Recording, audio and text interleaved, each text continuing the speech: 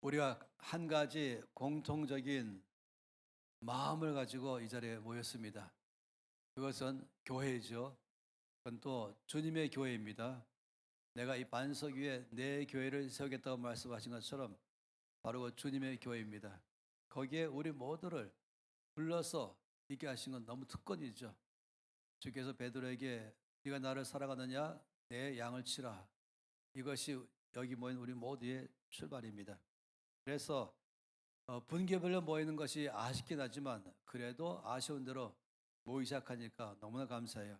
오늘이 두 번째 모임을 갖게 되죠.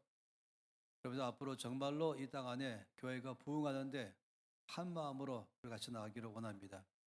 NCMN에서는 두 가지 큰 모임이 정기적인 모임이 있습니다. 하나는 이 땅의 모든 기독 실업인들을 위한 모임을 갖고 있습니다. 그 모임은 이미 10년을 넘었어요. 매달마다 모이고 있습니다.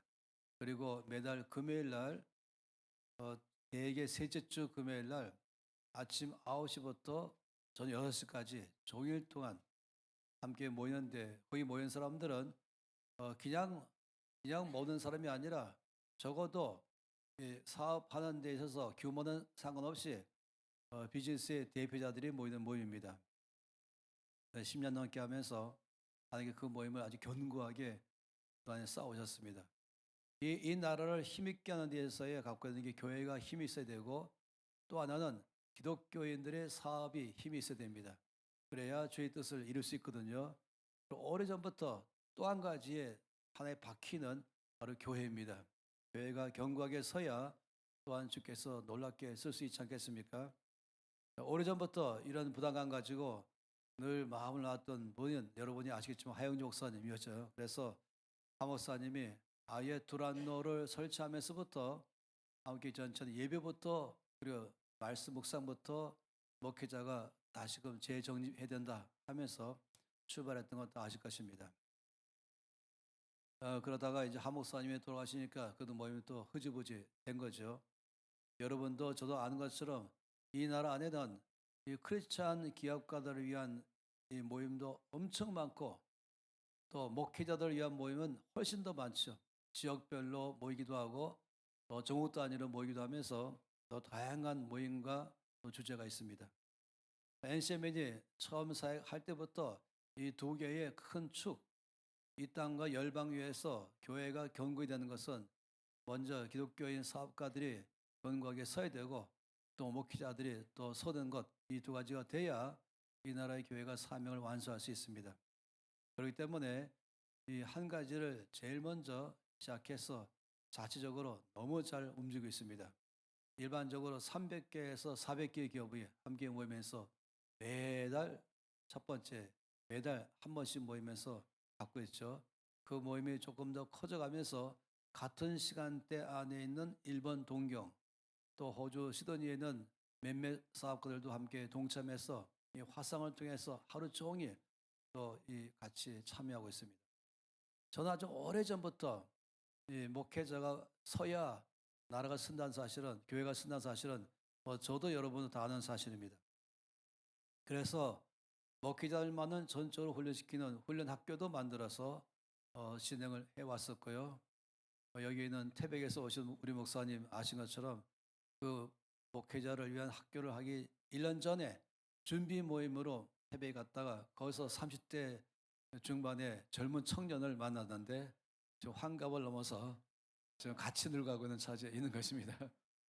그러면서 그 모임, 그 학교 통해서 또한 다운교회 안에 큰 공헌을 많이 하고 또 사실입니다. NCMN을 시작하면서 여전히 누구든지 죽기로부터는 마음의 부담감은 갖는 게 사실입니다. 지금 우리가 용기를 내서 가장 바쁜 사람들 중에 한 사람은 비즈니스 사업가들이고 또 한 사람들은 목회자들입니다. 그래서 바쁘니까 함께 모이기로 결정한 것이에요. 매달 모이자라고 하는데 이 매달 모이고 한다면 책임을 져야 하기 때문에 일단은 분기별로 모이기 시작해보자라고 했습니다. 그러면서 지금까지 오고 있죠. 이 사업가들 위한 모임이 한 달에 한 번씩인데 저나 김민 간사님이 해외에 땅끝에 가 있다 할지라도 그날 모임을 위해서는 반드시 돌아오게 되셨어요. 그러니 얼마나 일정에 문제겠습니까? 게다가 거기다가 또 목회자 모임까지 한 번 더 겹치면은 해외 나가는 것이 반으로 줄어듭니다. 그래서 지금 용기가 필요해서 일단 시작하면 책임을 지기 때문에 그냥 분기별로 책임을 져보자 하는 마음에서 모인 것이에요. 우리 모두의 마음은 하나입니다. 그건 교회가 서야 지역이 바뀌고 교회가 서야 나라가 바뀝니다. 그리고 나라가 바뀌어야 하나님께 쓰임받는 나라가 되는 것입니다. 목회자가 서야 교회가 서고 교회가 서야 나라가 서고 나라가 서야 저의 뜻을 이룰 만한 나라가 되는 것입니다. 그러니 얼마나 중요한 모임이 이 모임 아니겠습니까? 하나님께서 가장 많은 모든 일꾼들 가운데서도 특별하게 하나님께서 아주 귀하게 여기시면서 붙드시는 그룹이 바로 이 말씀 맡은 사역자, 또 양떼들을 돌아보는 사역자, 하나님의 교회를 위해서 책임지는 리더들, 이들은 가장 중요한 그룹이죠. 교회가 서야 하기 때문에 그래서 이 말씀 맡은 자가 첫 번째로 중요하고 교회 제반 모든 이 업무를 담당하는 지도자들이 너무나 중요한 건 사실입니다. 그러니 이것이 얼마나 중요해서 모이는지 아는 것이에요. 그래서 우리는 마음을 다 열어놓고 함께 나가기를 바라는 것이에요. 전체가 다 열어놓고 첫째는 나에게 맡겨진 바 된 주님의 교회를 부흥시키는 것이 첫째고, 두 번째는 더 넓혀서 우리 한국교회 전체가 함께 부흥하는 것이 또 목표인 것입니다. 이 두 가지 목표가 여기 모인 모든 전체에 갖고 있는 이 공통적 관심거리입니다. 왕의 재정학, 이 사업가들의 모임이 거기는 회원제로 되어 있어요. 거기는 왕의 재정학교를 성공적으로 수료하지 않으면은 그 모임에 들어올 수 있는 자격조차도 없습니다. 그래서 그 모임은 공동분모가 확실합니다. 일단 재물을 다룰 줄 아는 것부터 배운 사람들이 모여서 이것을 어떻게 사업에 제대로 잘 적용할 것인가, 사업이 성공해서 교회를 힘있게 하고 그리고 하나님의 프로젝트를 힘있게 하는 데에 쓰임받자 하는 것 때문에 모인 것이죠. 여러분 아신 것처럼 교회 역사 안에서 하나님의 교회를 중심으로 세계를 늘 바꿔 하시는데, 그때마다 이 교회가 저 앞에 쓰임받으려면 거기에 꼭 필요한 것이 사업가들입니다.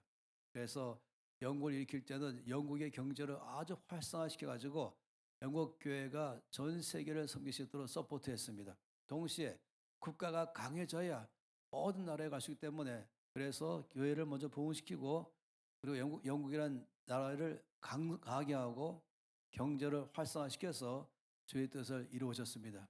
그 다음에는 미국이었습니다. 주께서 미국을 쓰기로 결정할 때 미국 교회를 먼저 부흥하게 하시고 그리고 아주 어마어마한 또 역사의 최고의 이 부한 사업가들을 일으켜서 미국 교회가 전 세계를 섬길 수 있도록 준비하게 하시고, 갑자기 이 미국이라는 나라를 급부장시켜서 그렇게 작았던 나라를 세계를 섬기는 나라로 바꿨던 것입니다. 역사를 본다면 당연히 그 다음에 누가 뭐라고 말해도 상관없이 한국인 것이에요. 한국이 이 일을 감당하려면 먼저 교회가 부흥해야 되고 기독교의 사업가들이 많이 일어나야 되고 그리고 나라가 강성해져야 그때 가서야 주께서 쓰일 수 있는 이 삼박자가 일어나야 됩니다. 근데 물론 네 번째가 더 있는데 그것은 일꾼들이기 때문에 일꾼들은 다음 세대들이죠. 그런데 1년 동안 일어날 사건이 아니라 100년, 200년 동안 이어가기 때문에 영국도 200년 이상, 미국도 200년 이상 갔기 때문에 그러려면 앞으로 200년 후에 태어날 아이까지 지금부터 준비시켜야 되는 것이에요. 그래서 저는 이런 모임 가질 때마다 이 네 가지 부담감을 끝없이 여러분과 함께 또 나누기를 바라고, 그러면서도 동시에 가장 절박한 것은 지금 내가 섬기는 교회에 부흥부터 해야 되겠다. 그게 첫 번째인 것입니다. 그런 시간들로 우리가 함께 모여 있습니다. 그래서 여러분이 정말로 한국교회가 부흥하기를 바라시는 분들이 이 함께 다 모이기를 바란 것이에요. 우리 공동 본모가 NC면 안에서 어떤 사역 중심으로 훈련지를 모인 것이 아니기 때문에 각자 갖고 있는 게 다 다를 수 있지만은 한 가지만큼은 교회가 부흥해야 된다. 이것만 확실합니다. 그리고 당연히 교회가 부흥하려면은 교회를 책임받고 있는 일꾼들이 먼저 서야 된다. 아주 명확한 사실입니다. 저는 늘 오전에 갖고 있는 두 번의 시간 중에서 할 수만 있으면 한 번은 일꾼된 나를 다루고 또 한 번은 어떻게 교회를 견고케 할 것인가를 다루고 그런 시간들로 가급적 가져가려고 애를 쓰고 있어요. 오늘은 오전 내내에 딱 한 가지 바로 나 자신에게 초점 맞춘 시간들만 갖기를 바라고 있습니다. 스갈에서 4장 말씀을 펴겠습니다.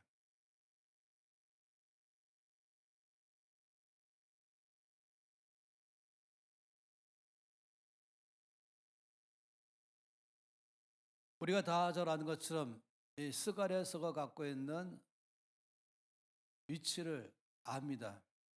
이것은 바벨론 포로에서 돌아와서 성전 재건의 사명을 맡은 그 일꾼들에게 주께서 말씀하신 내용이 학개서와 또 스갈에서이죠.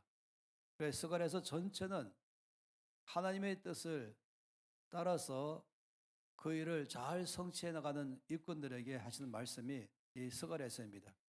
어떤 경우는 사역하다가 이런 이유 저런 이유 때문에 조금 낙심하기도 하고 또 피곤해하기도 하고 또 지쳐있는 사람들에게 사역자들에게 다시 한번 강하게 말씀하는 메시지가 놀랍게도 스갈에서인 것입니다.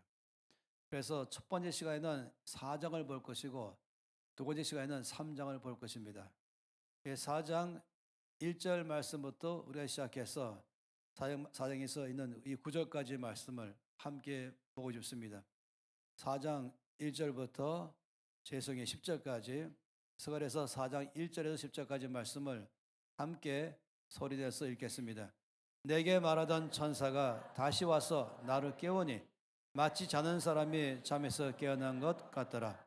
그가 내게 묻되 네가 무엇을 보느냐? 내가 대답하되 내가 보니 순금 등잔대가 있는데 그 위에는 기름 그릇이 있고 또 그 기름 그릇 위에 7 등잔이 있으며 그 기름 그릇 위에 있는 등잔을 위해서 7간이 있고 그 등잔대 곁에 두 감람나무가 있는데 하나는 그 기름 그릇 오른쪽에 있고 하나는 그 왼쪽에 있나이다 하고 내게 말하는 천사에게 물어 이르되 내 주여 이것들이 무엇이니까 하니 내가 말하는 천사가 대답하여 이르되 내가 이것들이 무엇인지 알지 못하느냐 하므로 내가 대답하되 내 주여 내가 알지 못하나이다 하니 그가 내게 대답하여 이르되 여호와께서 스룹바벨에게 하신 말씀이 이러하니라.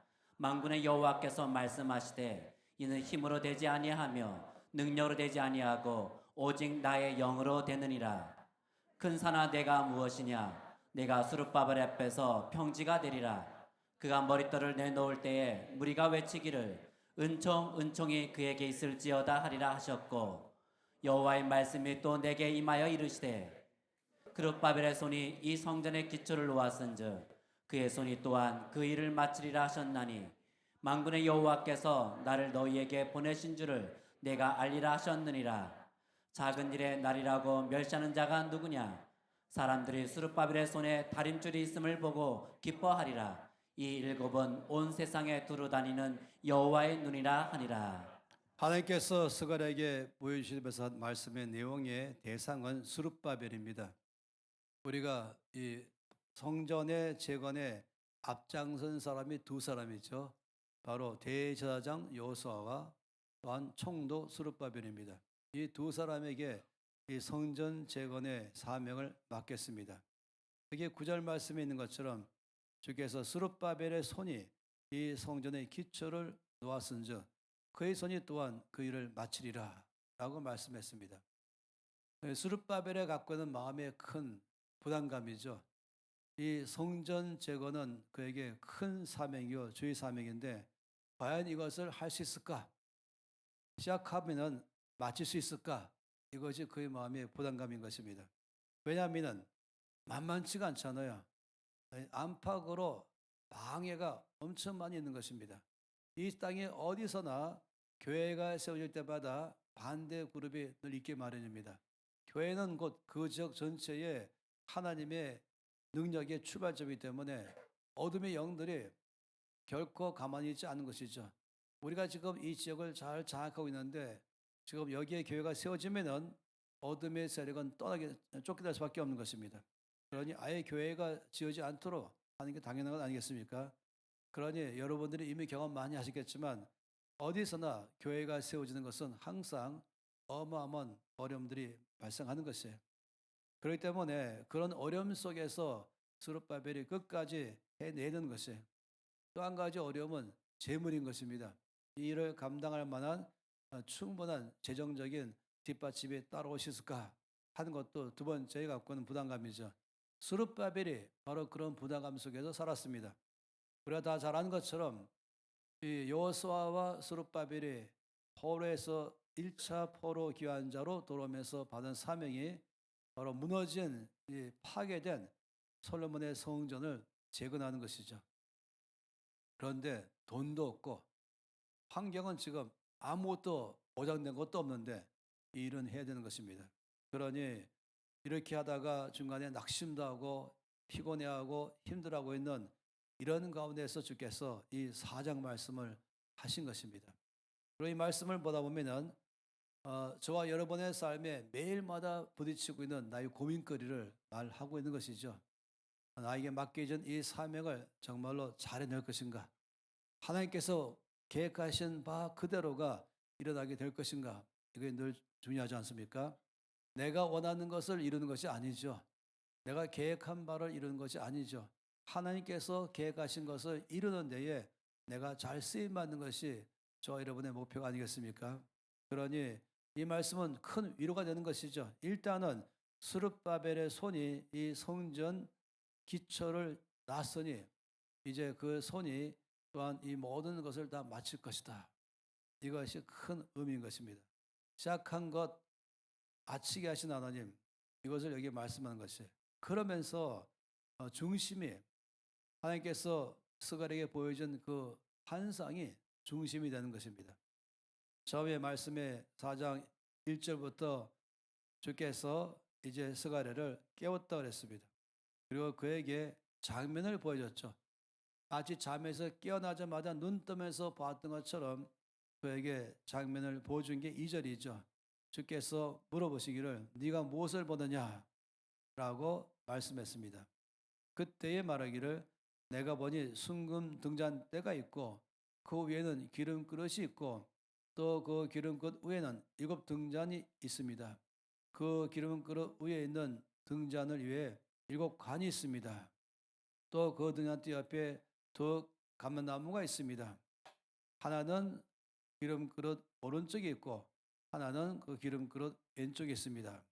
2절과 3절이 지금 주께서 스가랴에게 보여준 장면입니다. 이거를 대강적으로 알 수 있는 내용이 있죠.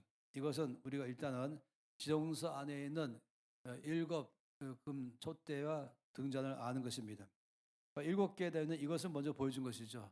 누구나 다 하나님의 사역자라면 뭔지를 금방 알 수 있는 것이에요. 이거를 먼저 마치 눈 뜨자마자 본 것처럼 하나님이 스가랴에게 보여주신 것이에요. 그렇지만 그가 본 것은 거기까지가 아니죠. 7개의 이 반이 있으면서 맨 위에는 또 불을 밝히고 되는데 그가 본 것은 이런 장면인 것입니다. 이것이 양쪽에 감람나무가 있고 그 감람나무 좌우회로 이 등잔대가 거기에 파이프 연결돼 가지고 이 나무 감람나무가 감람유 아니겠어요? 기름이 흘러 들어가서 여기 기름이 채워지면서 불을 밝히는 이 장면을 좀 보여준 것입니다. 그러면서 네가 지금 뭘 보느냐 하니까 지금 우리가 봤던 것처럼 스가랴가 본 장면의 말씀을 이와 같은 것을 내가 봅니다 라고 말했죠. 그랬더니 주께서 다시금 4절에서 말씀하기를 그러면 이것들이 뭐냐? 라고 물어봤어요. 그럼 네가 본 것을 그럼 이거 무슨 의미냐? 그랬더니 이제 스가랴가 말하기를 모르겠습니다. 이것이 뭘 말하는지 잘 모르겠습니다. 라고 말했죠. 그 다음에 주께서 답변한 내용이 우리가 너무너무 잘 아는 말씀입니다. 주께서 말씀하는 이 대화를 보게 되면은 이것은 무엇이다 라고 말씀 안 하시고 결론부터 말씀하셔서 나머지는 다 알아들도록 하게 하시죠. 답변을 어찌 보면 답변 같지 않아 보이는 답변이죠. 이것은 이거고 감람나무는 이것이고 이거는 이거고 또 연결된 건 이것이다. 이렇게 설명하면 좋은데 그런 설명은 안 하셨어요. 상당히 성경에서 많은 경우에 주께서 그렇게 답변하십니다. 답변은 다 아는 것처럼 6절 말씀이 답변 아니겠습니까? 주께서 말씀하신 것은 여호와께서 스룹바벨에게 하신 말씀이 이러하니라. 만군의 여호와께서 말씀하시되 이는 힘으로 되지 아니하며 능력으로 되지 아니하고 오직 이 오직이죠. 오직 나의 영으로 되느니라. 그가 바라본 이 장면에 대한 그림에 대해서 말할 때에 답변이 바로 이 46절 말씀이에요. 오직 나의 영으로 되느니라 라고 말씀을 하신 것이죠. 어디 생각하세요? 답변된 것입니까? 답변 맞습니까? 그가 본 장면에 이것이 무엇이냐 아느냐 모르겠습니다. 그때 이것은 그것이다 라는 말씀이 힘으로 되지 아니하며 능력으로 되지 아니하고 오직 나의 영, 오직 성령으로만 된다 라고 지금 말씀을 하신 것입니다. 우리 이 말씀을 보면서 성경 전체 안에 아주 공통적으로 흘러가고 있는 말씀이 있어요. 그것은 바로 그 말씀을 잘 설명하는 게 출애굽기 3장입니다. 이 말씀을 기억하면서 이 말씀을 돕기 위해서 출애굽기 3장 말씀을 보도록 하죠.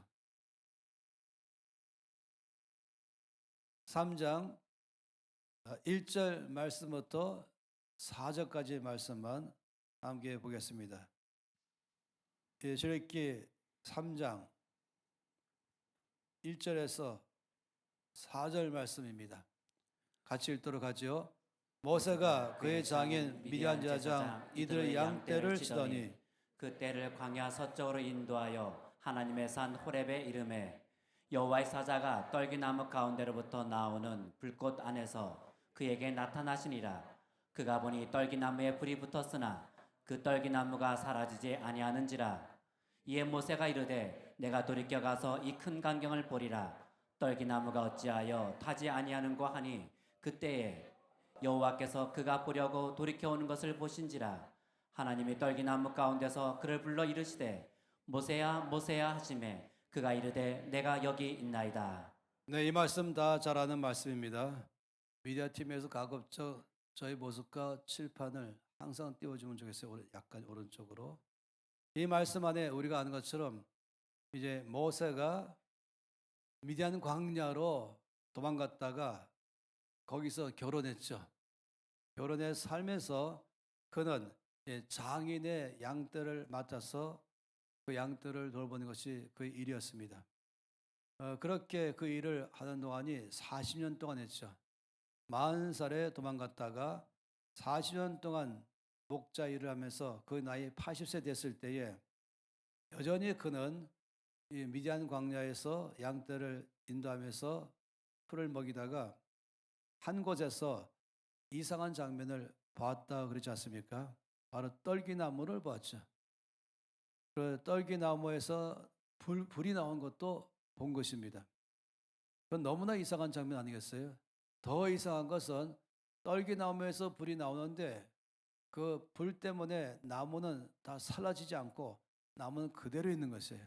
나무는 이 불 때문에 그냥 타버리지 않고 있으면서 불은 타오르는 것입니다. 그러니 이 장면이 너무너무 놀라워하면서 가까이 가는 것입니다. 지금 보았던 말씀 가운데서 떨기나무라고 말하는 단어가 4번씩이나 반복적으로 말씀하면서 주께서 여기에서 우리에게 말씀을 크게 하는 것이죠. 내가 지금 말하고자 하는 메시지는 바로 떨기나무가 중심이다. 이렇게 말을 하는 것이에요. 그러면서 이제 그 앞에 모세가 가까이 갔을 때에 하나님께서 그 떨기나무 가운데서부터 모세에게 말씀하는 내용이 나와 있습니다. 그 이후에 우리가 이 다음 말씀을 쭉 본다면은 거기서부터 사명을 줬죠. 이제 그에게 이 애굽에서부터 이스라엘 백성들을 끌어내서 처음부터 약속했던 가나안 땅으로 가게 하는 것, 이것이 모세에게 맡겨진 사명입니다. 그 사명은 만만치 않은 사명이죠. 당시에 세계 최강의 국가인 이집트 왕조에서부터 이 백성들을 노예로 오래도 살았던 이들을 벌써 건져내는 작업, 이거는 거의 불가능합니다. 강한 이 제국 안에 강한 군대 속에서 있는 노예가 싸울 줄도 모르는 노예를 나오게 하는 것, 나오는 것만이 아니라 그 다음에 그들 이끌고 약속의 땅에 가는 것 이 자체가 만만치 않은 것입니다. 숫자도 뭐 2, 30명도 아니고 2, 300명도 아니고 2, 300만이 되는 것입니다. 어찌 보면 세계 최대의 난민을 끌고 가야 하는 그런 임무를 말하는 것이죠. 그 임무를 맡기는 장면이 오늘 이 말씀인 것입니다. 하나님께서 모세에게 이 임무를 맡기고자 할 때 어디서 그에게 임무를 맡길 것인가를 결정했죠. 바로 미디안 광야에서 그를 불러서 임무를 맡기는데 주께서 특별하게 지금 모든 것을 다 이벤트를 만들어 놓으신 것이에요. 거기에 떨기나무를 이벤트의 중심으로 삼으시고 그 떨기나무에 불이 붙게 만드시는데 불 붙던 떨기나무는 타버리지 않는 가운데 이것이 주께서 모세를 불러내 가지고 앞으로 맡길 사에게 출발점으로 삼은 것입니다. 이것이 우리 모두 가운데 상황은 다 달라도 내용은 똑같은 것이에요. 다 똑같은 그런 내용을 말한 것이죠. 모두가 다 이 모세가 사명을 맡을 때의 그 출발점이나 여기 모인 모든 분들이 주께서 그 일을 위해서 맡길 때의 출발점이나 다 똑같습니다. 이것은 이제 우리가 다 잘 아는 이 프린스 오브 이집트, 이집트의 왕자라고 말하는 이 만화 영화의 출발점이죠. 그리고 다 아는 것처럼 이제 어떤 사람들이 이런 장면을 많이 그렸어요.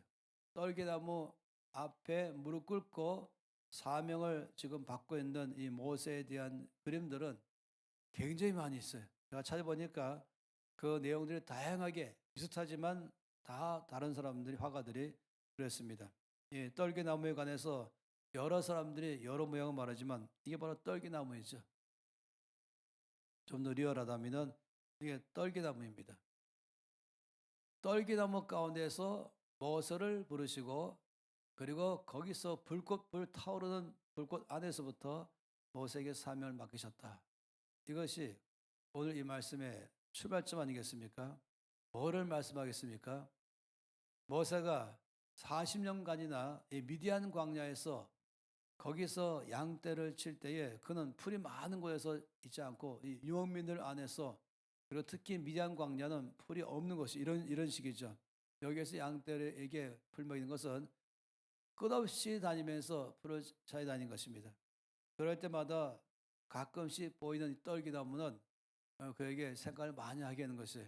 떨기나무로 볼 때마다 한마디로 성경에서 떨기나무로 말할 때는 볼품없는 나무, 형편없는 나무, 그냥 서바이브하기 바쁜 나무. 왜냐하면 이 광야에서 살기 때문에 그렇습니다. 광야와 사막은 같은 것입니다. 단지 차이가 있어요. 같은 사막인데 여기는 사막이라고 말하고 여기는 광야라고 말할 때 기준점은 두 가지 기준점입니다. 강우량, 이 연평균 강우량이 몇 미리 이하일 때는 사막이고 몇 미리 이상일 때는 그것은 이제 광야인 것입니다. 그래서 이 사막보다는 조금 더 강우량이 많이 있는 것이 광야이죠. 두 번째는 차이점은 거기에 모래와 흙이 섞여 있는 비율 때문에 말합니다. 사막은 흙이 없습니다. 사막 가보신 분은 아시겠지만 그 모래밖에 없습니다. 근데 광야는 거기에 흙들이 조금씩 섞여 있어요. 그래서 미디안 광야라고 말하죠. 그래도 결국은 사막입니다. 다시 말하면 비가 오지 않고 그리고 흙이 거의 없는 모래만 대부분을 갖고 있는 곳, 이게 광야예요. 이런 곳의 특징은 이제 나무들이 자랄 수가 없죠. 그나마 광야는 사막과 달리 나무가 자라긴 자라는데 그 나무조차도 시원하게 힘있게 뿌리 깊이 내리고 올라가지 못하는 것입니다. 특히 떨기나무는 그 중에도 가장 볼품이 없습니다. 그래서 예레미야서에서 말씀하기를 떨기나무를 말씀할 때 좋은 일이 보는 것도 못 본다. 이렇게 말했어요. 그건 무슨 말이냐면은 이 떨기나무가 그나마 거기서 겨우겨우 살면서 잎이 막 나오거든요. 그 잎이 나오면은 이거 마치 떨기나무 영광이에요. 일단 잎이 있으면 볼품이 있잖아요. 그런데 문제는 이제 잎이 쫙 나오기 시작해서 폼 좀 잡으려 그러면은 야생 염소들이 이거 웬 특식이냐 하면서 즉시 와서 제대로 이파리도 갖추기 전에 다 먹어치워 버린 것이에요. 그래서 예레미야서에서 좋은 일이 오는 것도 못 본다. 이게 떨기나무입니다. 그러니 40년 동안 왕자로서 모든 것을 다 누리던 모세가 완전 정반대의 환경 속에 40년간 살면서 그는 점점 옛날을 생각하다가 그것도 하루 이틀이죠. 아무도 아르지 않는 이 광야에서 살면서 이제 한 3, 4년 좀 살면은 점점 옛날의 일들이 희미해져 가다가 10년 좀 지나가면은 아주 멀리 있는 먼 옛날처럼 들이다가 20년 좀 지나가면은 이제 까무득하게 되다가 40년 지나면은 끝나 있어요. 내가 그런 삶을 살은 적이 있었던가 할 정도 아니겠습니까? 저는 40년 정도까지는 살아보지 않았지만은 몇 년간 살아보면서 대강은 이해를 하는 것입니다. 과거에 화려했던 것, 과거에 갖고는 이 힘있던 것, 그는 이 사도행전 7장에서 스데반이 성령으로 설교할 때에 모세를 말할 때 말과 행사가 능통한 사람이었다 말했습니다. 그는 학문도 탁월하지만은 동시에 전쟁에 능한 용사였습니다. 그래서 이 드라마에 나오는 이 만화 영화의 이집트 왕제 첫 출발은 뭔지 아십니까? 여기 있는 것처럼 이 전차부 세계 최강의 바로의 전차부대를 끌면서 주변 모든 나라들을 다 굴복시켜 버리고 그리고 전쟁에 승리한 군대로서 또 군대의 장군으로서 다시금 도성에 입성할 때는 온 힘이 나와서 환호하면서 매번 백전백승하고 있는 이 전쟁의 신이라고 말할 수 있는 이 강한 용사 이 모세에 대해서 말했습니다. 또 모세가 공부한 것은 얼마나 탁월한지는 모세 오경 보면 알 수 있죠. 이 창세기, 출애굽기, 레위기, 민수기, 신명기는 가히 모든 학문의 집합체입니다.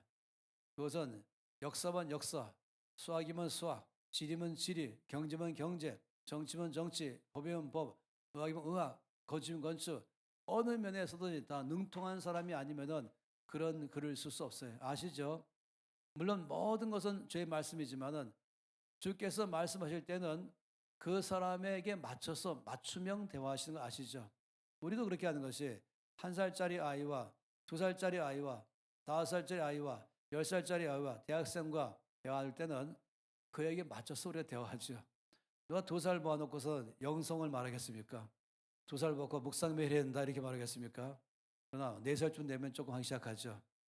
그리고 점점 내용의 폭이 넓어지고 그 사람이 의사하면 의학적으로 말이 되고 변호사면 법적으로 말이 되고 사학가면 사업적으로 말하는 것이고 그 사람과 맞춰서 말할 수 있지 않겠습니까?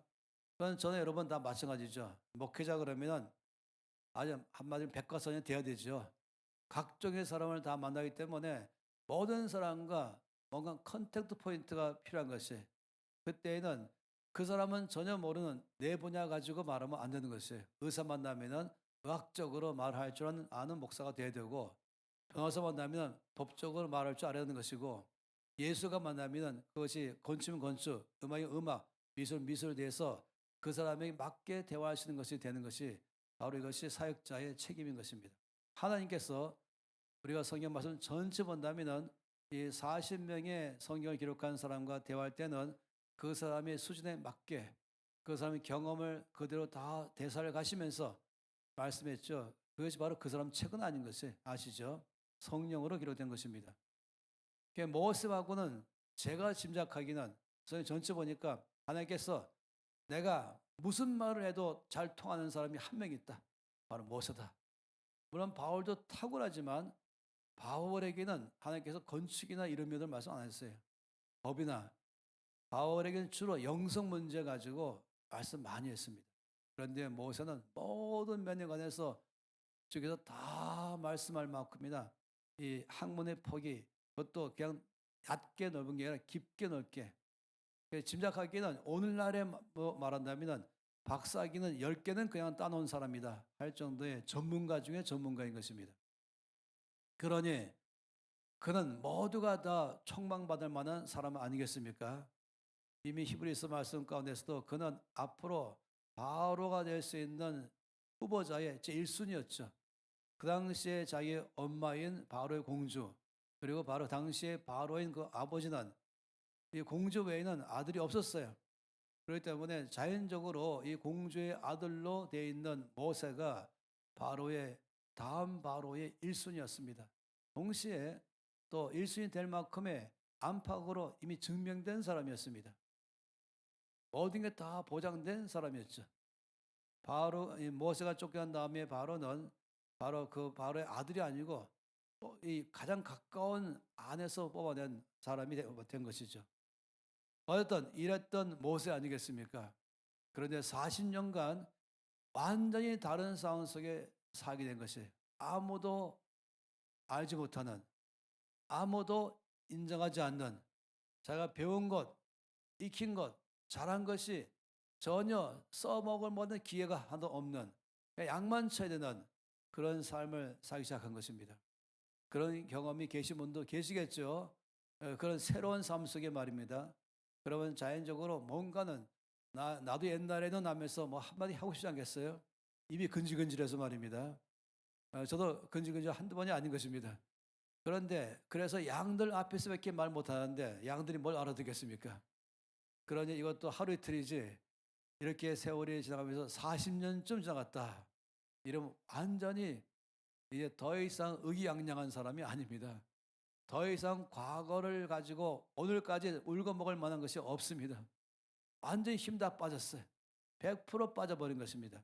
그러니 떨기나무를 볼 때마다 이 떨기나무는 곧 나다 하고 나하고 떨기나무는 같지 하는 이런 나무.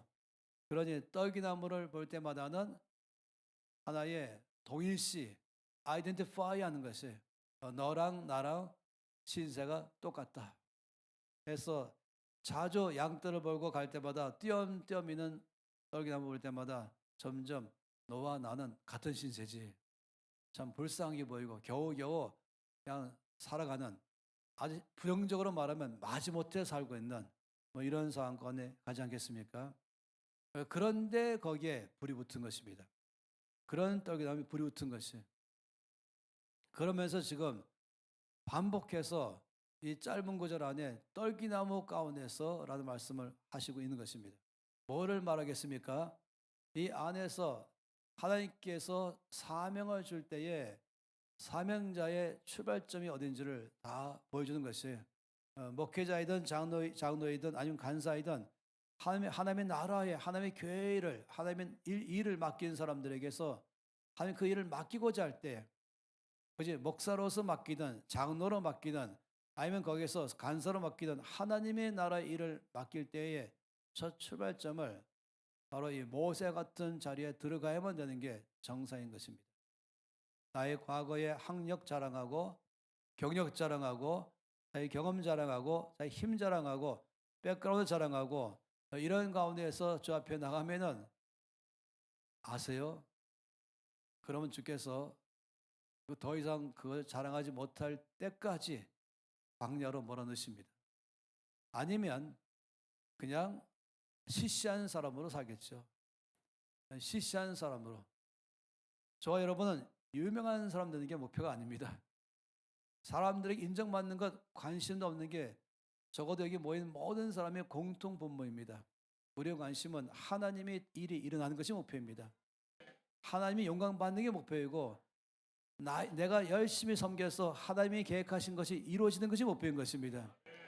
거기에 그렇게 하려면요 일단은 이 모세처럼 돼야만 하는 것입니다.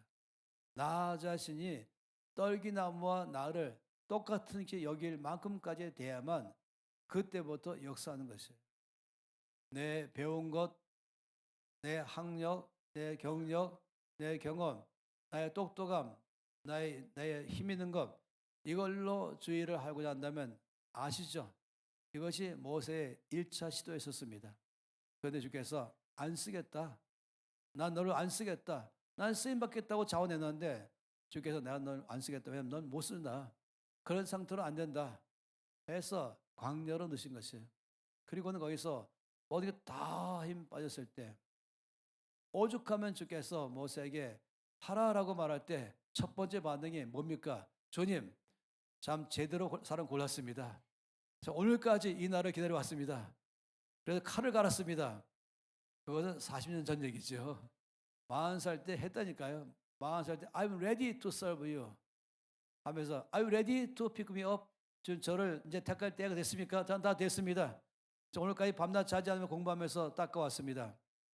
근데 그때는 주께서 안 쓰겠다는 것이에요. 이건 정말로 주께 쓰임받는 사람에게는 핵심 중에 핵심이죠. 이거는 저 자신에게 끝없이 매일마다 다시금 잊지 말기를 바란 것이에요. 저의 세포 저 구석 어디 하나라도 과거를 들썩거릴 때마다 바로 십자가 앞으로 나갈 수밖에 없는 것이에요. 이것이 살아있는 한은 쓰임받는데 제한이 있는 것 아니겠습니까? 하나님께 쓰임받는 사람은 이 면에서 철저하게 십자가를 통과해야만 쓰임받는 것이에요. 여러분 말씀하면 다 알지 않습니까? 온 세상 전체 안에 본다면 여기 예외가 한 명도 없어요. 다윗도 그랬고 요셉도 그랬고 모두 바울까지 다 포함해서 말입니다. 이전 역사 안에서 주께 쓰임받은 모든 사람도 다 동일하게 오늘 창세기 말씀처럼 떨기나무에 불 붙는 가운데서 주를 만날 때 여기 출발한 것이죠. 그러니 주님 저 아닙니다. 딴 사람 쓰세요. 저는 그럴 만한 힘도 없습니다. 라고 말한 것입니다.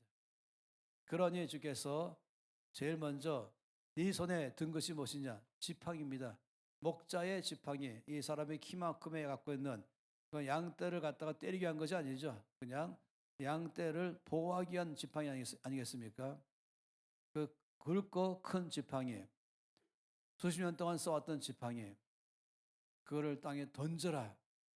던지는 순간 뱀으로 바뀌었죠. 얼마나 큰 지팡이겠어요? 얼마나 큰 뱀이겠어요? 이 양떼를 몰고 뱀을 수없이 만나면도 껐떡없던 모세까지 피할 정도의 그 정도의 뱀이었죠. 그리고 다시 집으라. 딱 집으니까 지팡이로 바뀌었습니다.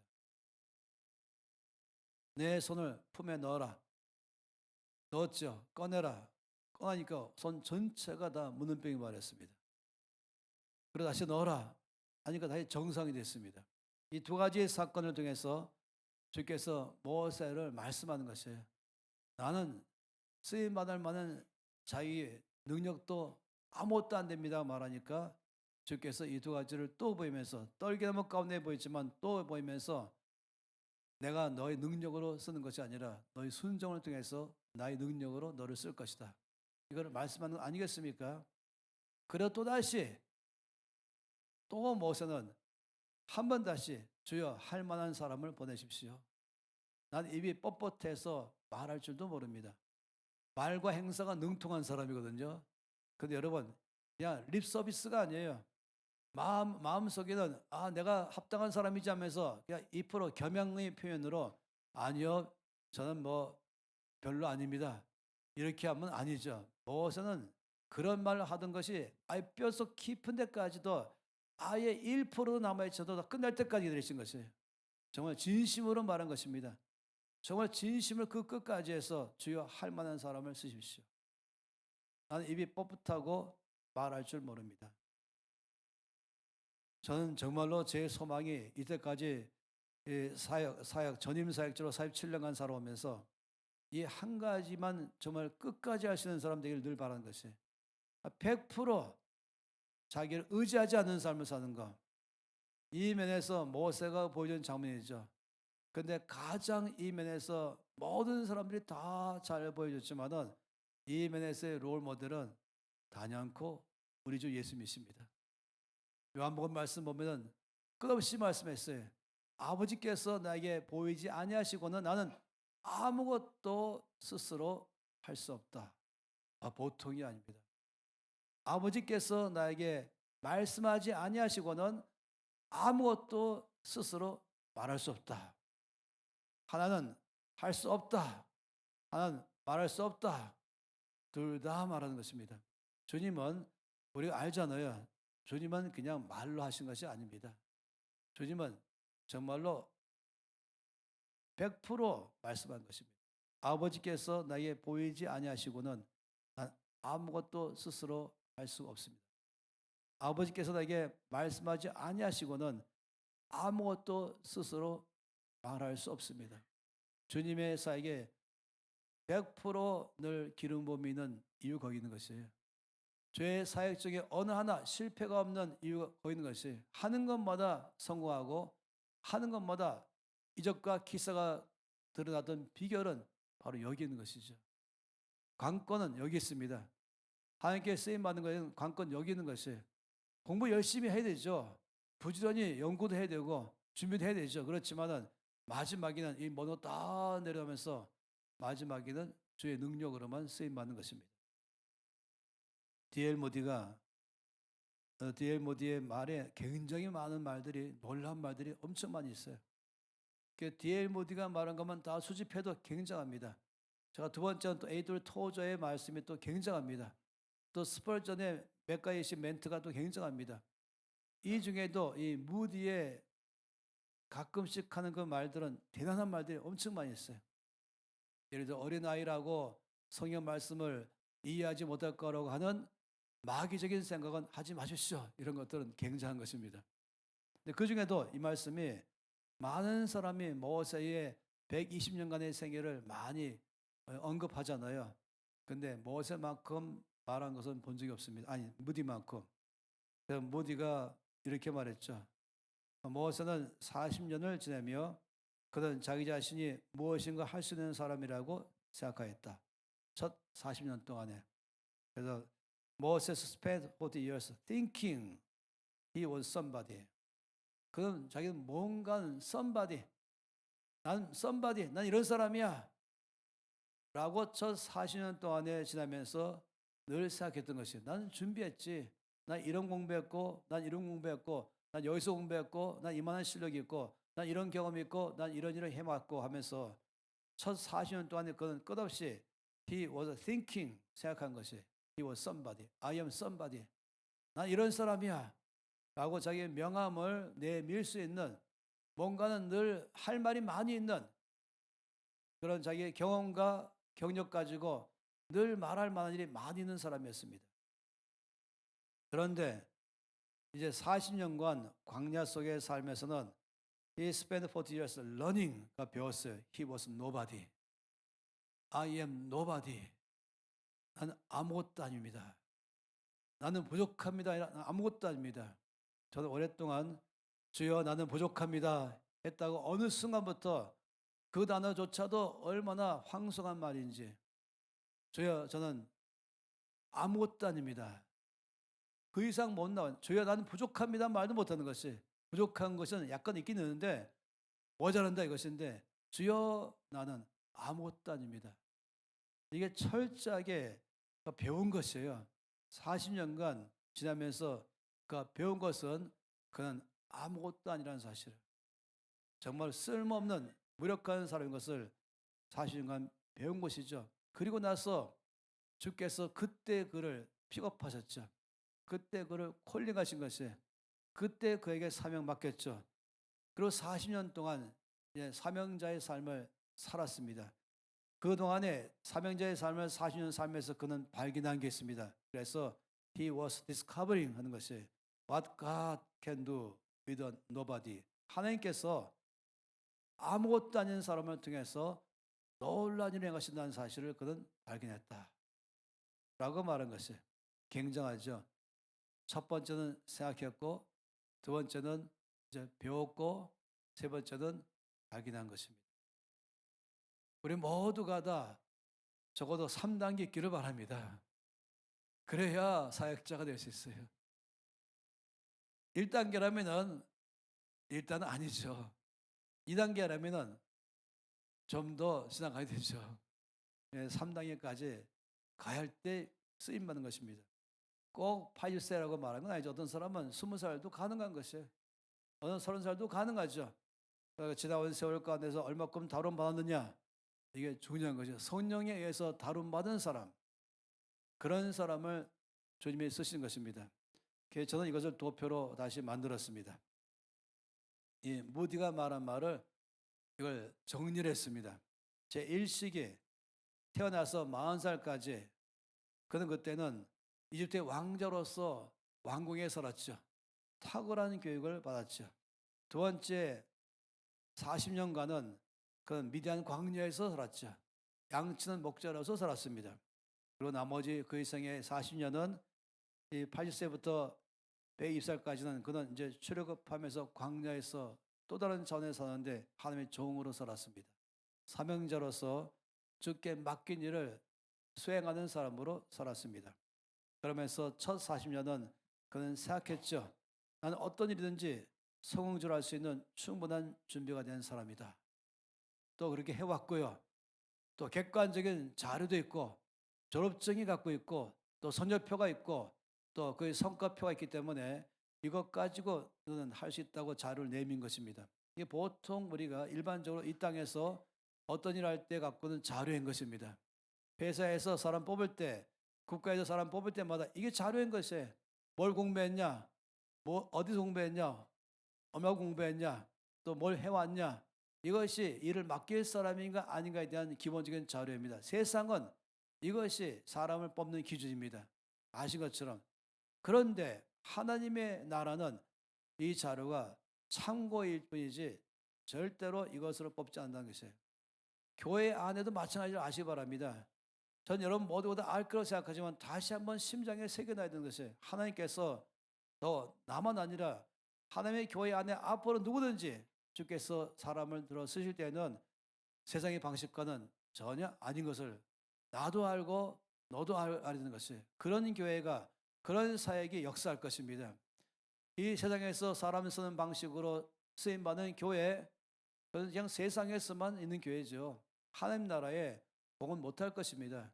어떤 사역하든지 선교단체이든지 어떤 사역이든지 이 세상 방식에 의해서 사람 뽑아서 그런 사람들이 구성돼서 일하고 있다면 그건 사람이 일하는 정도로 끝날 것입니다. 자주 있는 논의하는 게 있지만 사람이 일하면 사람이 일할 뿐이지만 사람이 기도하면 하나님이 일하신다. 이 이야기는 보통 문제가 아닙니다. 사람이 일했을 때 이 공적, 공과가 있겠죠. 근데 하나님께서 일하실 때 그 공적은 비교 불가능한 것이에요. 사람이 일했을 때 공적 가지고 우리가 흔히 옛날부터 많이 말한 건 금강산이 1만 2천 봉이로되 하늘 아래 메이로다. 도토리 키재기죠. 너는 500m냐? 나는 800m다. 난 1000m다. 난 2000m다. 난 4000m다. 아, 나는 8000m야 라고 말하면서 히말라야에서 말할지 모르지만 하늘에서 바라볼 때는 그게 그거인 것입니다. 하늘에서 바라볼 때는 다 똑같이 보이는 것인데 우리 사이에서는 키재기 하고 있는 것이죠. 그러니 똑똑하고 탁월한 사람들이 자기 실력으로 열심히 일했다면 그냥 거기서 끝나는 것이에요. 그러나 저와 여러분에게 맡긴 일은 그렇게 해서 일어날 수 없는 것입니다. 하나님께서 맡긴 일은 그렇게 할 수가 없는 것입니다. 그래서 아까 서글에서 4.6절 말씀을 아는 것처럼 이는 힘으로 되지 아니하며 능으로 되지 아니하고 오직 나의 영으로 되느니라. 여기 오직은 더 없다는 것이에요. 여러 것 중에서 하나가 아니라 오직 이 외에 다른 길이 없는 것이죠. 능으로도 힘으로도 아니라 오직. 이것은 우리에게 가장 큰 우리의 어떤 모토이죠. 붙잡고 놓으면 안 되는 것. 이것을 철저하게 인정하는 것이죠. 그러니 우리는 하나님의 나라에는 우리가 교회 안에 일꾼 뽑을 때 목사를 뽑거나 장로를 뽑거나 아니면 어떤 사역자를 뽑거나 어떤 부서의 팀장 뽑거나 어떤 일을 맡길 때마다 우리는 뭔 기준을 뽑냐 할 때마다는 그 작은 큰 일은 적어도 하나님께서 맡긴 일을 수행하는 사람 뽑을 때는 이 세상 방식으로는 절대로 하면 안 됩니다. 세상인지 교회인지 구별 못하는 것이 가끔 있기도 하잖아요. A.W. 토즈 목사님의 이 글들은 충격적인 글들이 많이 있어요. 그 중에 하나가 제가 20대 때 읽었던 것인데 토즈 목사님 말씀하기를 사도 바울이 오늘의 교회에 와 본다면 충격받을 것이다. 자기가 주 앞에서 계시받은 교회하고는 너무너무 다른 교회로 되어 있기 때문에 충격받는다 이렇게 말했어요. 이게 교회냐? 십자가만 있다고 교회가 아닌 것이죠. 더 심하게 말했어요. 오늘날 하나님의 심부름으로 교회를 찾아온 천사들이 교회를 찾지 못하고 허탕으로 다시 돌아갔다. 교회를 찾지 못해서 그냥 다시금 하나님께로 가버렸다. 분명히 심부름으로 무슨 교회에 가서 전하라 왔는데 못 찾는 것이에요. 교회는 십자가 건물로 말하는 게 아니잖아요. 그러니 교회인지 세상인지, 세상에서 일하는 원칙으로 사는 교회인지, 하나님 나라 원칙으로 사는 하나님이 세우신 교회인지 명확하게 구별되어야 되는 것이죠. 그러니 우리는 정말로 나부터 시작해서 하나님 나라의 일을 맡길 때에는 하나님께서 세우신 원칙 외에는 없습니다. 사람 뽑는 모든 기준은 오직 한 분이 결정한 대로 하는 것이죠. 나는 거기 일을 수행하는 사람이지 내가 결정권자가 아니지 않습니까? 내가 당회장이어도 이 교회의 주인은 내가 아니지요. 내가 원하는 대로 할 수가 없지요.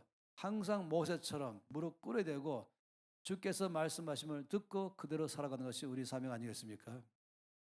그러니 저도 늘 조심하고 또 조심하고 또 조심하지만 내가 좋은 사람 세우는 것이 아니고 세상에서 보는 사람 세우는 것이 아니라 하나님이 보시기에 좋은 사람 세우는 것. 이것은 모세를 택하시는 기준 안에서 또 스룹바벨에게 말씀하시는 그 기준 안에서 이건 곧 온 세상 전체 한결같이 말씀하는 기준 안에서 오는 것입니다. 그러니 그의 두 번째 시기에 광야에 있으면서 그는 끝없이 배웠죠. 그 배운 것은 물 빠지는 것만 배운 것이에요. 자기가 자랑하던 것, 의지했던 것, 내세웠던 것, 이것이 아주 심하게 말하면 바울이 말한 것처럼 이것은 오히려 해가 되는 것입니다.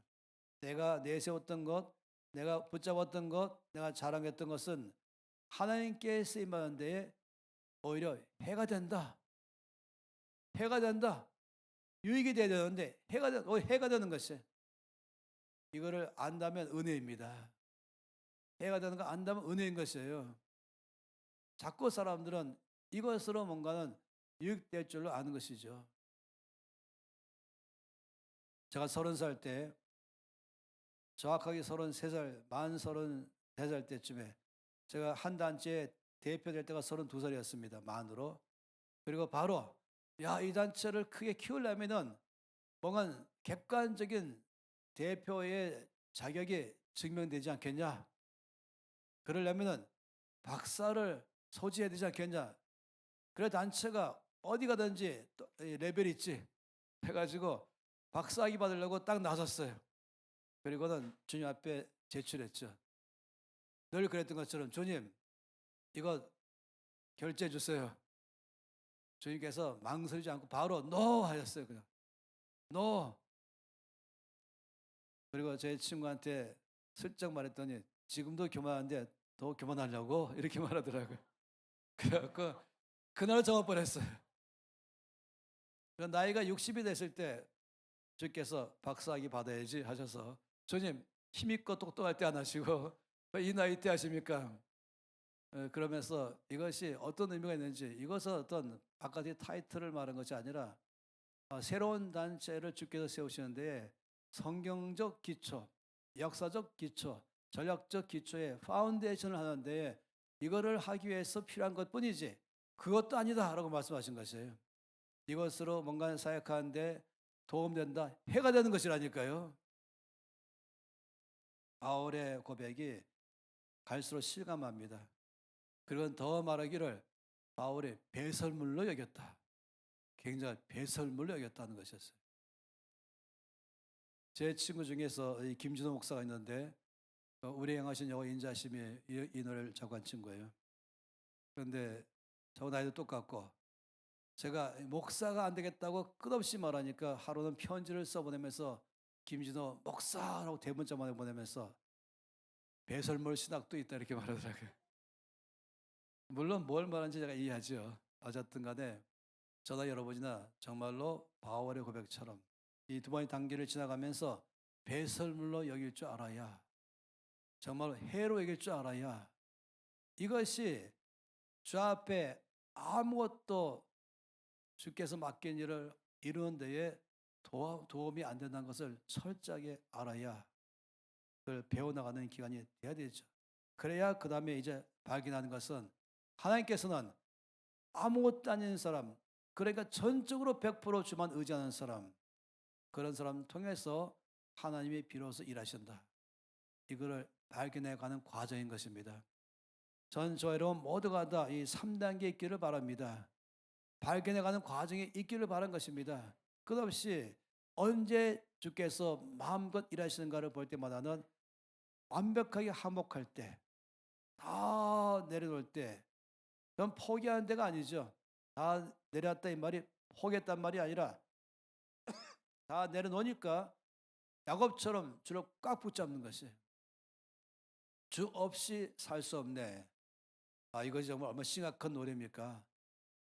정말로 주 없이 살 수 없는 건 맞습니까? 제가 마음으로 물어보고 싶은 것이 있어요. 정말로 주님이 나의 전부예요.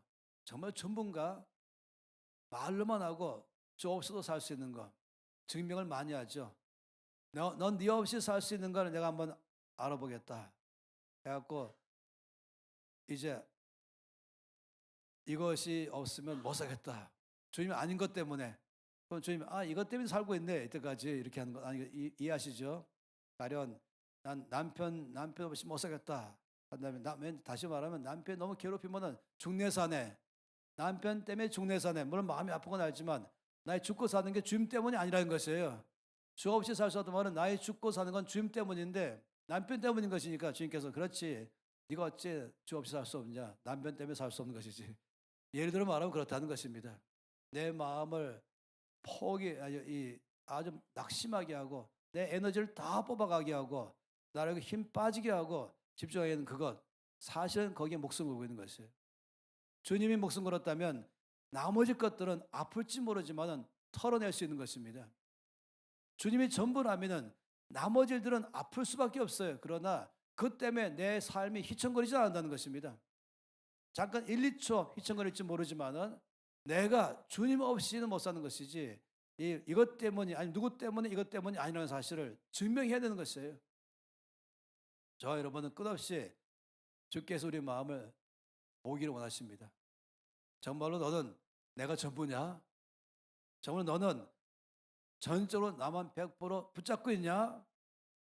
이거를 여러분 다 겪으신 것처럼 며칠에 한 번씩 테스팅 하신다니까요. 그러면서 다시금 또 고백하게 하고 죄송합니다. 저도 모르게 또 주님 외에 딴 것을 또 의지했습니다. 또 붙잡았습니다. 주님만 그걸 내려놔야 나의 능력이 너를 통해서 역사할 것이다. 그걸 내려놔야 내가 너를 통해 일할 것이다. 라고 말은 아니겠습니까? 그런 이 첫 번째 갖고 있는 이 내용 안에서 이 스가랴가 바라본 장면이 바로 그 장면을 말한 것 아니겠습니까? 하나님께서 스룹바벨에게 말씀하신 것이 이것이다 하시면서 힘으로 되지 아니하며 능으로 되지 아니하고 오직 나의 영으로 되느니라. 성경에서 오직이란 단어를 보죠. 오직 손이 임하시면 설치지 말라는 방탕한 것이지 오직 성령으로 충만함을 입어라. 끝없이 고린도전서 2장에서도 말씀해 오직 성령으로만 알 수 있다. 다 포함해서 말하는 것이죠. 그럴 때 비로소 말씀의 눈도 열리고 그럴 때 비로소 사역의 길도 열리고 그럴 때 비로소 하나님의 역사를 경험하기 시작하고 열매를 맺기 시작하는 것입니다. 성전 건축 완성이 그 목표라면은 그렇다면은 이것은 힘으로 되는 것도 아니고 능력으로 되는 것이 아니라 오직 성령으로 되는 것이다. 이것이 우리 모두 가운데 갖고는 그 똑같은 의미 아니겠습니까? 나름대로의 맡고 있는 것은 스룹바벨과 똑같은 사명 받고 있습니다. 이 사명이 어려운 게 아닌 것이에요. 성공의 비결이 여기 있는 것이죠. 성공의 비결은 오직 성령. 이 세 가지의 것을 철저하게 인정할 수 있는 단계를 거친 다음에서의 말하는 성령을 말한 것입니다. 이것도 갖고 있으면 성령을 말한 것이 아니라 전부 다 완벽하게 다 내려놓고 I am nobody. 라고 심장 깊이, 뼛속 깊이 저 세포 하나하나까지 다 외치면서 I am nobody 라고 조금 의지하고 싶고 내세우고 싶고 자랑하고 싶고 하는 것이 불쑥불쑥 일어날 때마다 그냥 잘라버려야 되죠. 그냥 때려버리는 것이죠. 그리고는 넌 알아야 된다. 넌 노바디야. 라고 끝없이 말을 해줘야 되죠. 하나님은 그런 사람 통해서 일하십니다. 하나님은 똑똑한 사람도 일하는 게 아니에요. 하나님은 힘 있는 사람 통해 일하는 것이 아니라 나는 아무것도 아닙니다 라고 말하는 통해서 하나님의 능력이 나오기 시작하는 것입니다. 이것이 우리가 늘 말씀 안에서 철저하게 배우는 것이죠. 이 물체와 전기, 전기가 우리 가운데 유익하게 하는 것 중에 여러 가지가 있죠. 그 중에 대표적으로 하나는 불을 밝히는데 전기가 나고, 또 하나는 이 히터를 통해서 겨울에 난방을 하기 위한 전기타. 요즘처럼 이제는 이제 주방에서 전기를 통해서 물을 끓이고 식사할 수 있는 이런 것들, 이 두 가지가 전기를 사용하는 데 대표적인 케이스죠. 그런데 이런 면을 말한다면 하나는 구리선, 하나는 니크롬선입니다. 이 두 가지가 이 전기를 통해서 우리에게 필요한 대로 일하게 하는 것이에요. 이 전기가 구리선 통감해서 불을 밝히는데 쓰게 하는 것이고, 전기가 미끄럼선을 통감해서 열을 내게 만들어서 우리에게 편리하게 쓰게 하는 것입니다. 왜 그러냐면은 이 구리선은 전기가 통과하려고 할 때마다 웰컴합니다. 대환영합니다. 마음대로 지나가세요. 이것이 바로 구리선입니다. 미끄럼선은 못 지나갑니다. 통과하려는 이 전선은 전력을 막아버리는 것이에요. 통과하려고 하는 전력과 막아서는 미끄럼선 사이에 마찰이 일어납니다. 그 마찰이 거기서 열이 나기 시작하면서 그것이 바로 밝히는 것이죠. 쉽게 말하면 이 구리선은 차가 1차선으로 달려오다가 갑자기 이 도로가 10차선으로 바뀌어버려요. 이러면 알지 않습니까? 1차선으로 오는 것이 갑자기 10차선 되면은 순간부터 그냥 100km에서 200km 그냥 달릴 수 있는 것이죠.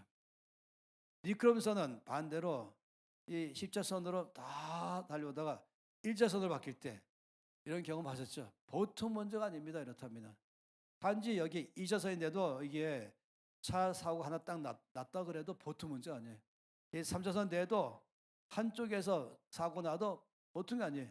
4차선이 할지라도 한 차선만이라도 거기에 사고 난 차가 있다 그러면 그때부터 밀리기 시작하는 것입니다. 그런데 한 차선 가운데 밀렸다. 큰일 난 문제죠. 제가 뭐 인도에서 어느 곳에 가서 강의하고 이제 마드라스에 오는 길에 8시간 걸린다고 시작했는데, 제가 그래도 14시간 전엔 출발하자. 다른 사람들은 아니 2시간 전에 출발했어요. 아니 그래도 넉넉 잡아야지 하고 했는데 그날 저는 비행기 못 할 뻔했어요. 이 큰 도로가 왕복 2차선이에요. 왕복 2차선. 그러니까 가는 건 1차선, 오는 건 1차선. 그런데 가다 보니까 사고가 엄청 나요. 엄청 많아요. 그래갖고 꼼짝도 안 하는 거예요. 마음은 급한데 여유 있게 출발했다가 20분 전에 들어갔어요. 20분 전에 공항 도착했어요. 보통이 아니었죠. 이런 식으로 우리가 다 경험한 바인 것입니다. 넓게 오다가 한 차선에 좁아졌거나 그나마 사고 차량이 있다 그러면은 그때부터 열이 나는 것이죠. 이게 바로 니크롬선입니다. 그런데 1차선 오다가 아니면 1차 쫙 밀려오다가 한순간 11선 바뀌면 그때부터 달리기 시작하지 않겠습니까? 다시 말하면 니크롬선은 내 것으로 꽉 차는 사람, 내 지식과 내 경험과 내 생각과 내 뜻과 내 열정으로 꽉 차는 사람, 거기에 하나님의 능력으로 그런 사람을 쓰고자 할 때는 꼭 니크롬선 같은 사람입니다. 하나님의 능력은 통과 못하는 것이에요. 구리선 같은 사람은 I am nobody. 나는 아무것도 아닙니다. 마음대로 쓰세요. 그러면 주께서 그런 사람 마음대로 쓰시는 것입니다. 그래 주께서 가장 쉽게 쓴 것은 예수님이시죠. 모세도 그렇고 하나님이 쓰임 받은 모든 사람 특징은 I am nobody라고 말할 때마다 거기에서 주께서 쓰시는 것입니다.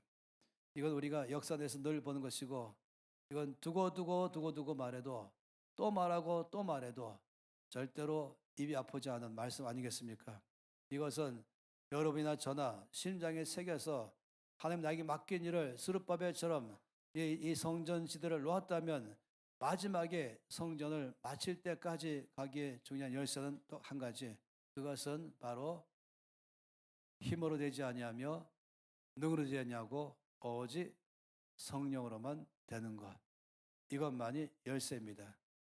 만약 그렇게만 한다면 주님은 반드시 그 사람 통해서 맡긴 일을 넉넉하게 이룰 줄 믿습니다. 부흥의 출발은 바로 여기 있습니다. 나의 교회의 부흥은 바로 여기 있습니다.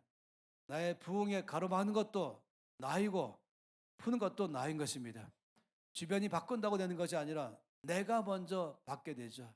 아침마다 주 앞에 깨어져 나가야 되는 것입니다. 날마다 이 교만이 올라올 때마다 깨트려 가지고 내 경험이 올라올 때마다 깨트려 버리고 정말 어찌하면 예수님처럼 아버지께서 보이지 아니하시고는 나는 아무것도 할 수 없다.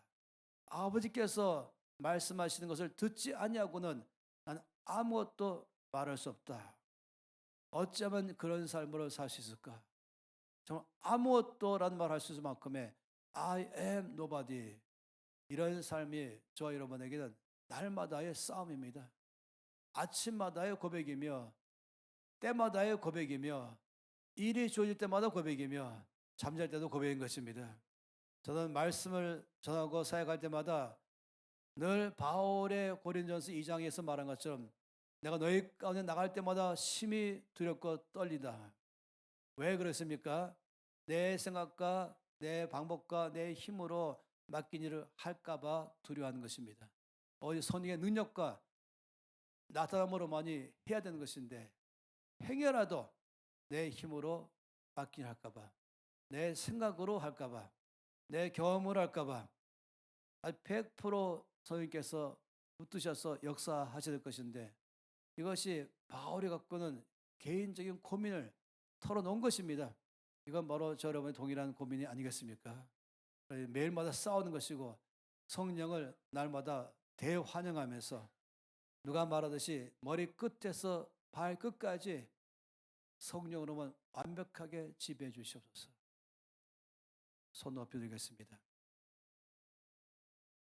여기에 부흥의 열쇠가 있습니다. 여기에 나에게 맡긴 일을 완벽하게 성취할 수 있는 열쇠가 있습니다. 그래서 저 앞에 고백하면서 날마다 나 자신을 내려놓는 연습하겠습니다. 날마다 성령께서 역사하시는 삶을 살기를 원합니다. 다 함께 주여 외치면서 우리의 고백을 주 앞에 드리겠습니다. 주여! 아버지 앞에 갈급하며 간절하며 전심으로 의지하며 나갑니다. 하나님 아버지, 정말로 주님 죄의 뜻을 온전히 이루는 삶 살기를 원합니다. 아버지의 뜻을 이루는 삶을 살기를 원합니다. 하나님 아버지, 그렇습니다. 이 바울의 고백이 나의 고백이며 또 모세의 경험이 나의 경험이며 아버지 앞에 이 수르바벨 하신 말씀이 바로 오늘 나에게 하신 말씀임을 주 앞에 고백합니다. 힘으로 되지 아니하며 능력으로 되지 아니하고 오직 나의 영, 오직 성령으로 된 것을 다시 한번 주 앞에 고백하며 나가오니 주여 은혜를 베풀어 주시옵소서. 날마다 항복합니다. 날마다 전적으로 주 앞에 항복하며 나갑니다. 모든 것 되어 주시옵소서. 맡게 받은 온 사역들, 맡긴 모든 주의 일들을 오직 성령 외에는 할 수 없음을 고백하며 나가오니 붙들어 주시옵소서.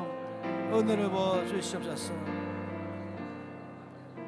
아버지, 이 말씀에 아멘으로 응답합니다. 그렇습니다. 주님, I am nobody라고 말할 때 그때부터 죄 능력의 역사하심을 주 앞에 철저히 고백합니다. 바로 나 자신이 모세처럼 떨기나무가 나입니다. 그런데 거기에 성령께 붙잡힐 때에 비로소 쓰임받음을 고백합니다. 주 앞에 매일마다 매 순간마다 오직 성령, 오직 성령, 오직 성령만 의지하겠습니다. 그래서 맡긴 바 일들을 주의 능력으로 이루어지게 하시고 이 나라의 교회가 부흥하게 하셔서 이 나라 주의 나라 되게 하여 주시옵소서. 주 예수 이름으로 기도합니다. 아멘.